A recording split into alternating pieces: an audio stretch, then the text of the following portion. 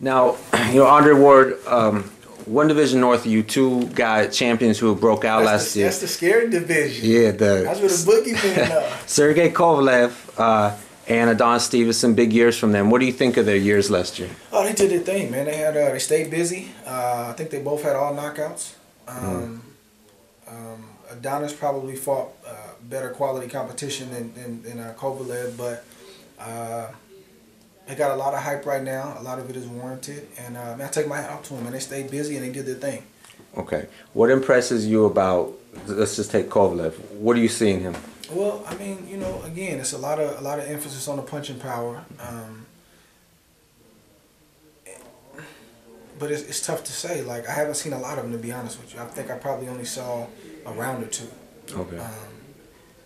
But you hear a lot of the talk and different things like that. So right now, I don't really have a lot to say about them because I haven't seen a lot of them. But I know, obviously, I know of them. Does Adonis Stevenson stand out? Any thoughts on him? Yeah, I probably watch more of Adonis, and he's a good fighter. He's a good fighter. And, he's shown that he can box. He's shown that he can punch. He's a southpaw. And he seems to be, somebody who takes the sport serious and is, cares about his craft. So you got to respect that, The thing about me is, like, I don't have to trash another fighter to be confident that I could beat him. Exactly.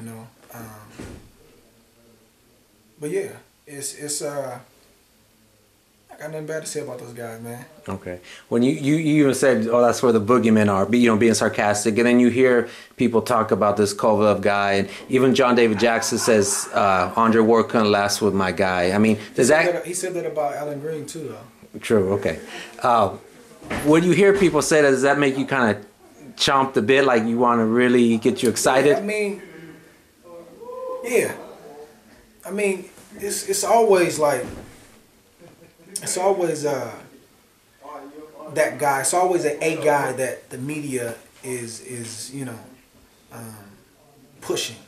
Right. And a lot of times it's a guy with a lot of knockouts. But I don't worry about that, because I fought some of the best punchers in the world. Yeah. Edison Miranda. People say, oh, he was past his prime, but he could still crack. Yeah. Arthur Abraham. He's got bricks in his gloves. Frog's pretty good puncher. Frog's a good puncher. Alan Green. I mean, the list goes on and on. You just get to a point where a guy being a puncher, it doesn't move you maybe like it did when you were younger. Once you've been in there and you know how to deal with that, a puncher can be neutralized. How so?